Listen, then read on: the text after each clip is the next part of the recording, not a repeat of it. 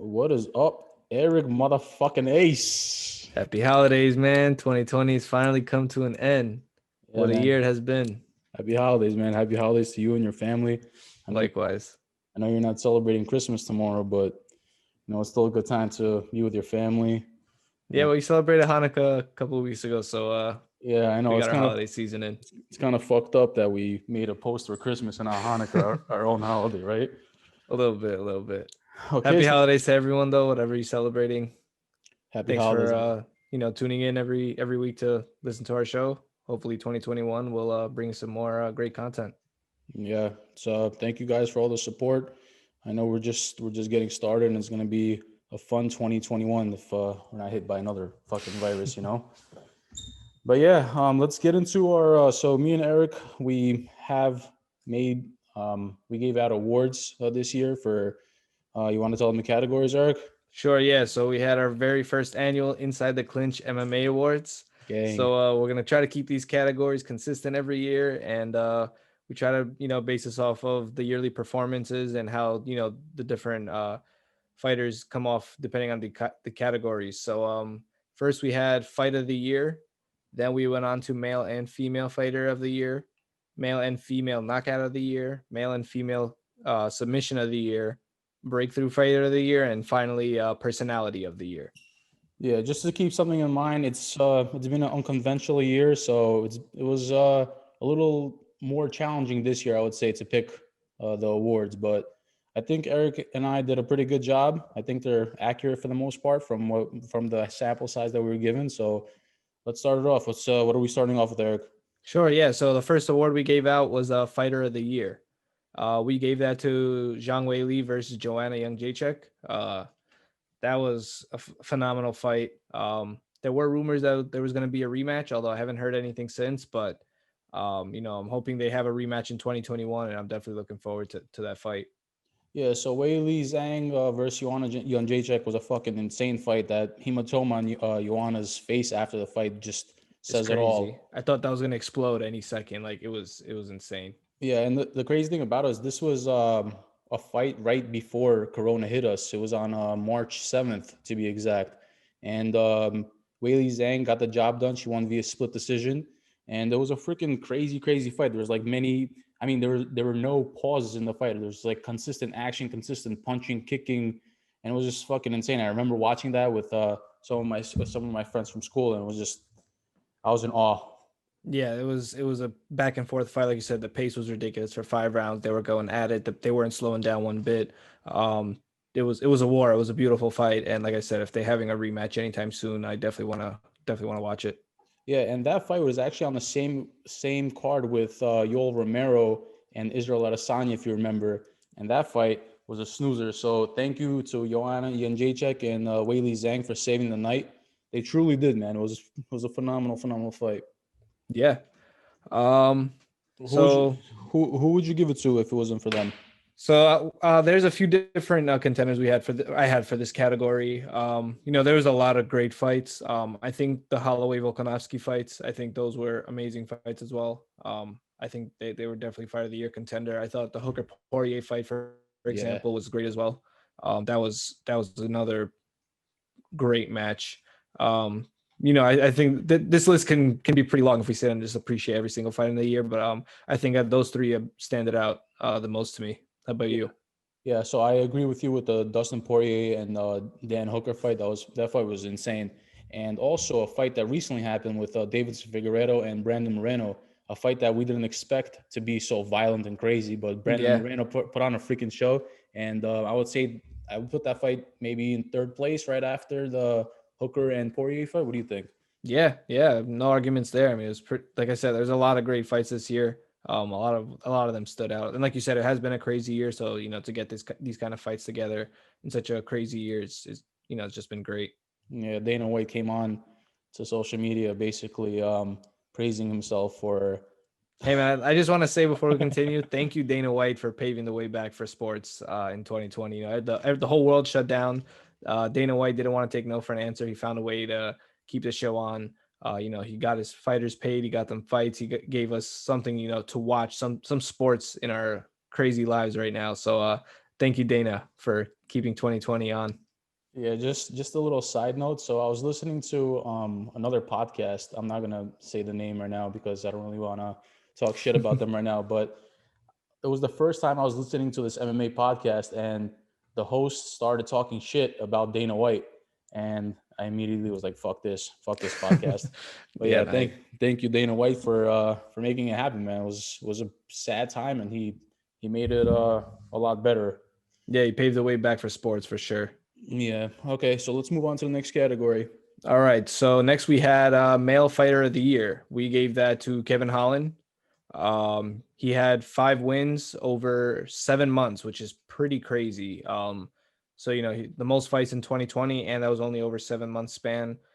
He had very decisive finishes in all his fights. I mean, he just had a spectacular year. Went up the rankings as high up as Jacare Souza. Finished Jacare Souza. It was just a phenomenal year for Kevin Holland.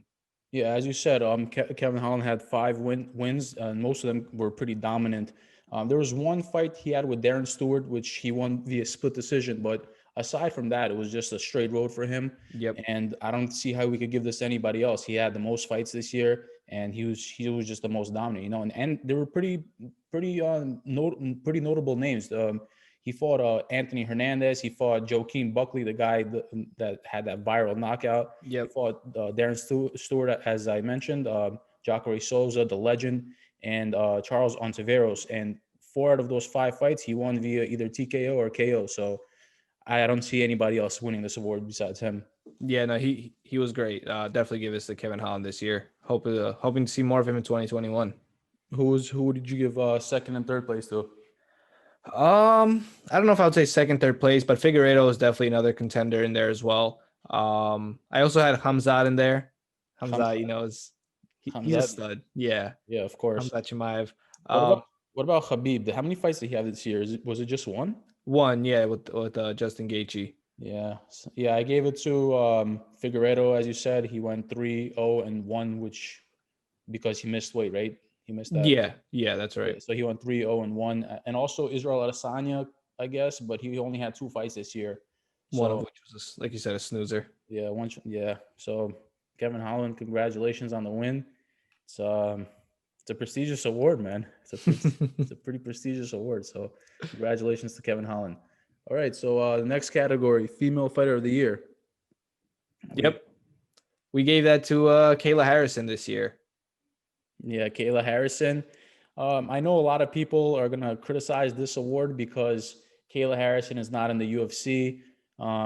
Some people may say that she's not fighting the best woman in the world, but just from witnessing her performances, she's just been so dominant this year.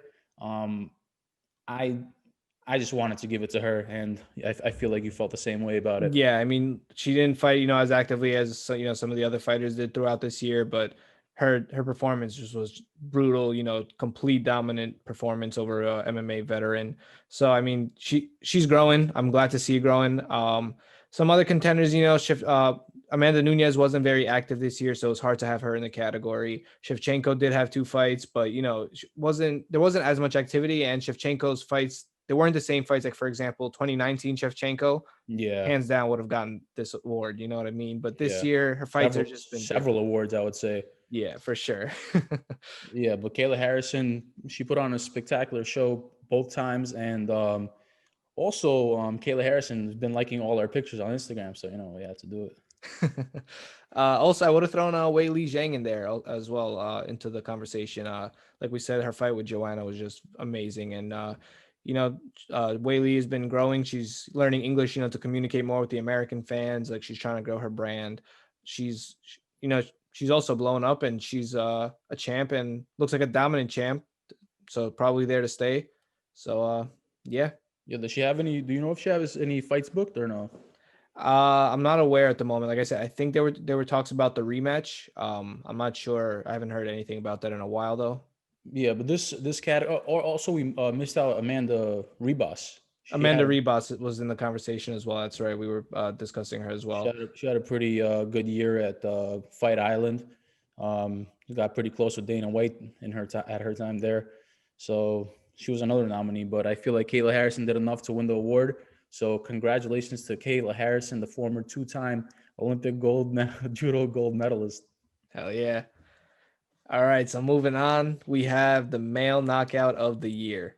So I mean, this is one of those categories where you can probably write a whole book on just for this year. So many great knockouts. But we went with the knockout that probably most people are going with this year, the Yeah. Joaquin Buckley spinning back kick knockout. It was just crazy. Captured the internet. Like it was just, it was like a movie scene, a ninja move. Like it. That's the only way I can think of describing it. Yeah, it was a pretty crazy knockout. And now every single time I see someone throw that low leg kick, and someone like he catch the leg, I'm just expecting that spinning back kick just after that knockout alone. But I think that's a once in a lifetime move. yeah, I know. But after watching that video so many times, it's just like you kind of expect it to happen. But like that athleticism was just insane. And I don't think there's a lot of people in second place, but I don't think anyone comes close to that knockout. It was I agree. freaking phenomenal. Yeah, Other knockouts that were pretty notable: Cody Garbrandt versus Rafaela Sansa. crazy knockout as well. Yeah, last second of was it the first or second round? I think the second round Yeah, last second of the second round, he just like ducks, and then he just out of nowhere with that right hand was fucking beautiful. put him out. That knockout, and also recently Souza and Holland, that Yep. was a good one. Um, Sean O'Malley, I don't remember who he fought, but Sean O'Malley Eddie had, Wineland. yeah, that was That pretty was a good. crazy knockout as well. Yeah, so there were a lot of pretty crazy knockouts this year, but I don't think anyone compares to Joaquin Buckley. Yeah. So a couple more I had on my list that you didn't mention. I had Calvin Cater knocking out Jeremy Stevens. That was a brutal KO as well. Chaos Williams versus Abdul Razak Al Hassan. That was Yeah, a couple of weeks ago. That was another yeah, crazy knockout. yeah. I can't say much else about that. And Hamzat and Gerald Mearshart. I had that Hamza, one in the conversation as well. I mean, that was light work. fucking Beautiful knockout. fucking Gerald Mearshart, bro. Like all that talk, like, and then just like the first second of the fight, he just folds. I just want to say Damian Maya was supposed to fight Hamzat a week or two after that. And, the UFC and the world just got so scared for Damian Maya after that they just completely scratched that. And that just, they took that offer off the table. Like they did not want to put Yeah, the man in the hospital. I completely forgot about that. Honestly, whatever happened to that? But yeah, I mean, like, They had to save Maya. That's all it comes down bro, to. rightfully so, man. Maya's a legend in the game, and I don't think you should go through it because Hamzat is literally going to destroy. He's going to smash this guy, bro. Smash everybody, brother. He's going to smash everybody. So yeah, I agree with you. That was a pretty crazy knockout, and I'm excited for Hamzat this year, man. I feel like he's gonna do very big things. Actually, Eric went on Instagram the other day and he was trolling, basically saying that Hamzat is like he's gonna smash everybody, and we got so Smash much. everybody, brother. Apparently, Hamzat has a lot of haters on the internet, but we certainly love him. He's a fantastic fighter. One thing that I feel like is going to be a problem for Hamzat, which was also a problem for someone like Usman going up early in their career, because they're so good and they're not highly ranked, it's going to be hard for them to get ranked fighters to want to fight them. And, the best way to move up the rankings is fight people above you. People are scared of you to fight you. It's going to be hard for you to get that fight. You know what I mean? You're going to have to fight lower ranked guys. So it's going to be harder to make your way up the ranking numbers. You know, I don't know. He has a fight coming up with Leon Edwards. Depending how that fight goes, I mean, either he's gonna get a quick or a quick run to the title, or I feel like he might have some trouble just getting people accepting some fights. But Kevin Holland, man, I love that idea. Kevin Holland versus Hamzat Hamzat, Chimaev. yeah, he called. Kevin Holland called Yeah. out Hamzat, so Who I'd do be you pretty excited to see that. who do you got in that fight?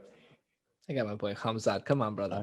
Hamzat. Smash everybody, brother. Hamza smash everybody. You know what I mean? Like people on the internet, like rightfully so, their argument is that Hamzat didn't really have any like tough competition yet.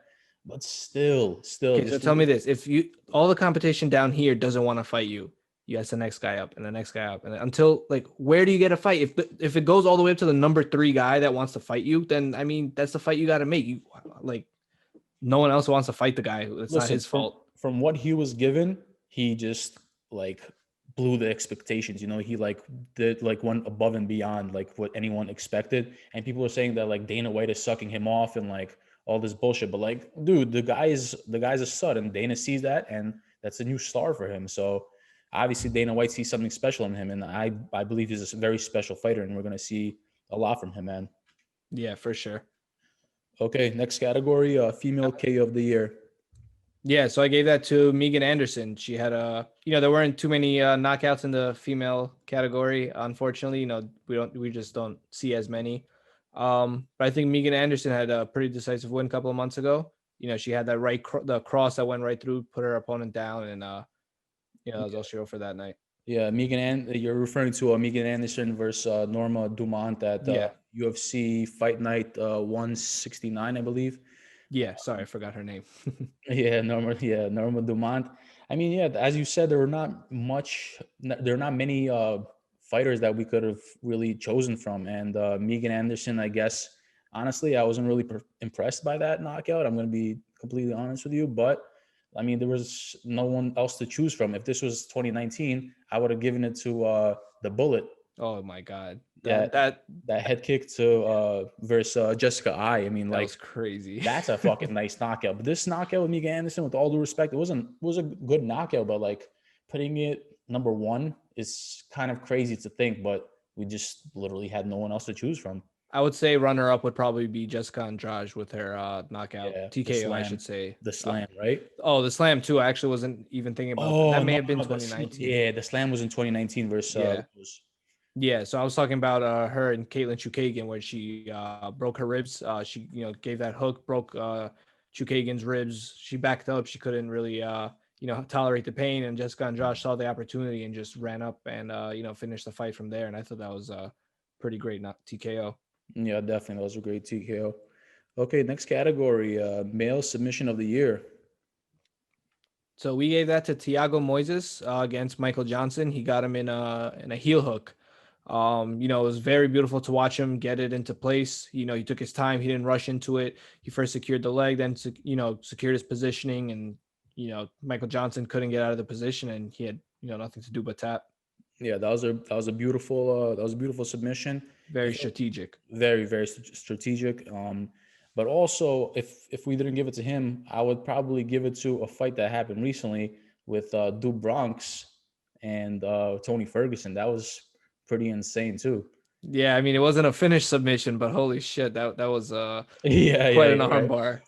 Yeah, you're Yeah. right. It wasn't a finished submission, but that was a fucking crazy ass armbar. Yeah, he bent Tony Ferguson's arm backwards, and Tony Ferguson still kept going, which was insane. But yeah, that was definitely in the conversation as well. Yeah, you kind of like expect it to like the you expect the average person to submit to that. So, but yeah, Tony Ferguson is another type of animal, man. But yeah, congratulations to Thiago Moises. Good job on the submission, buddy. So another, I guess, couple of other submissions I had in the conversation for that I was considering when we were giving out these awards. I had Figueiredo versus Benavidez.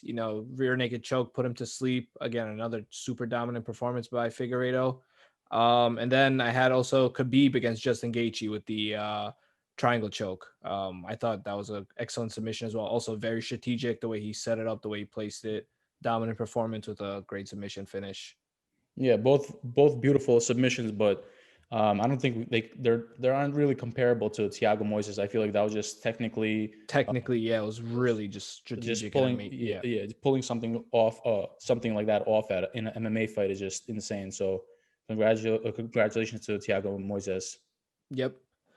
So female submission of the year. I think there were only really two contenders for this conversation. There was Ariane Lepsky against Luana Carolina with a knee bar. For those that didn't see it, she literally bent the girl's knee back. Her knee, you can see, was like bending backwards the wrong way. It was just crazy. So I think we both agree that she deserved the award. But the runner-up was Mackenzie Dern versus Hannah Cyphers. Also a knee bar, also very strategic and very well placed. But Ariane Lipski, I mean, that was just a savage submission. Just the way she bent that knee backward, I've just never seen anything like it. It was pretty brutal to watch. Yeah, Ariana Lipski's submission was insane. Nothing comparable to that submission. I agree. Mackenzie Dern had a incredible submission versus Hannah Cyphers, and also Mackenzie Dern had another submission with random Marcos. Yep. So Ariana Lipski basically stole it from Mackenzie Dern. And Mackenzie Dern is coming off a win recently too. So, but yeah, Ariana Lipski's submission was fucking insane. I'm gonna attach a picture to this so the fans could see what that submission looked like. If you haven't, if you guys didn't see that fight, but it was insane. I would give that submission not only the submission of a female submission of the year, but just submission of the year in general. Yeah, for sure. That was a crazy submission. All right, so two more categories. Now we have breakthrough fighter of the year. So I think you guys have kind of noticed a pattern. Johnny and I have thrown Hamzat into the mix of several categories. We're going to try to, spread out these winners so that they're not overlapping over into several categories. But Hamzat definitely won this award in our eyes this year. He was 3-0 in Fight Island, was supposed to be, more active, but unfortunately couldn't get any more fights. I mean, super, super dominant wins, moved up the rankings. Social media wise, he went from like, I think 10, 20,000 followers to 1 million followers in like a month, which is just ridiculous. His personality is hilarious. People that watch the interviews, everything he's on, everything online, like he's a savage fighter. I don't want to say he talks a lot of shit, but he's calling a lot of people out that he wants to fight because he literally does want to fight everyone and prove that he's the best. So to me, Hamzat definitely stole this award by a long shot. Yeah, for sure. The thing about Hamzat's wins were that they were just so dominant. His opponents just had no business being in there with him. So he fought on July 15th, and then he fought again on July 25th, and then he fought once again on September 19th. So he was extremely active, as you mentioned. He grew his Instagram followers to I think 1.1 million, right? Yeah, so definitely over 1 million now. Yep. Yeah, he sits with Dana White at these events. Like he's the next big star. People are talking about him. People are loving him. People are hating him. But yeah, he's definitely the breakthrough star of the year. My runner-up for this category was Kevin Holland as well, but we gave him, I think, male fighter of the year. He was a bit, he's a bit more. He's been in the UFC a bit longer. He's been in the sport longer. So I feel like to give him male fighter of the year instead of breakthrough was more fitting for Holland. But Holland also, pretty spectacular year. Like we said, he had 5 fights in the year in 7 months. So I mean, just both guys were studs. But I think Hamzat definitely deserves breakthrough fighter of the year. For sure. Okay, so moving on to our favorite category of them all, the personality award, and we gave that to the one and only raw dog, Darren Till. Hell yeah. So Darren Till, has just been savage on social media, trolling everybody, photoshopping his face over other people, just like calling everyone out, posting pictures with your girlfriend, like whatever it is. Like he's just trolling the internet. And I mean, he's been hilarious. Yeah, I think he won me over with his conversations with Mike Perry. Yeah, the two of Basically, them were great. basically, and that was my runner-up, Mike Perry, another great personality in the sport. Hopefully, the UFC doesn't drop him. But yeah, Darren Till is fucking hilarious. And my third place winner is gonna have to be the Black Beast himself, man. Yeah, the Black Beast is pretty fucking funny, man. I gotta say, you can't take anything from that, especially on social media. Like he's hilarious. For those of you that don't follow him, go follow him right now. He's freaking hilarious, and his post fight interviews are just insanely funny. Like Yeah, one of a kind. my balls is hot. I also had Yoel Romero into that conversation as well. I mean, Yoel's another just hilarious guy with an amazing personality. I loved you. Michael Bisping, I love you. I mean, the guy is just so funny. Oh my Always god. dancing, always moving. Like, Izzy was trying to break dance with him at the press conference. This is a 43-year-old man, just does a backflip right on top of the stage in jeans, no warm up, no nothing. I mean, Okay, chill, son. it's crazy. It is crazy. Yeah, Yoel Romero. I don't know why. I wish he was still in the UFC, man. He's still such a beast, man. Yeah. I wish they didn't drop him. I mean, he's in Bellator now, so I mean, at least we're still going to be able to see a few more fights of him. It's not like he's just riding off into the sunset. So we still have a little bit more UL time. Future Bellator champ. What do you think? Triple division, 185, 205. Yeah, Heavyweight. before we were considering Anthony Rumple Johnson, but after his recent grappling match with Ryan Bader, I kind of take that back. I don't think he has what it takes to be the Bellator champion at this time. But I mean, we'll we'll see. see. We'll see. We'll Maybe I'm see. wrong. Maybe I'm wrong. But yeah. Yes, guys. So that concludes the first annual Inside the Clinch MMA Awards. We're gonna do this every year. You know, discuss the best of each category, give you the people that were other contenders in each category. So tune in next year. We'll have round two. Yeah, guys. So once again, happy holidays to you and your families. Happy holidays. We wish you the warmest wishes, a great year, a happy new year. And guys, please follow us on our social media platforms, Inside the Clinch MMA on Instagram, ITC MMA podcast, right? Yeah, on Twitter I forget our own fucking Twitter handle. Yeah. Twitter, and then on Facebook, it's just Inside the Clinch. So yeah, and follow us. YouTube as well. Inside the Clinch MMA podcast. Yeah, everything is in our podcast description. So just like, subscribe on everything, guys. Thank you guys so much for the support, and we'll talk to you soon.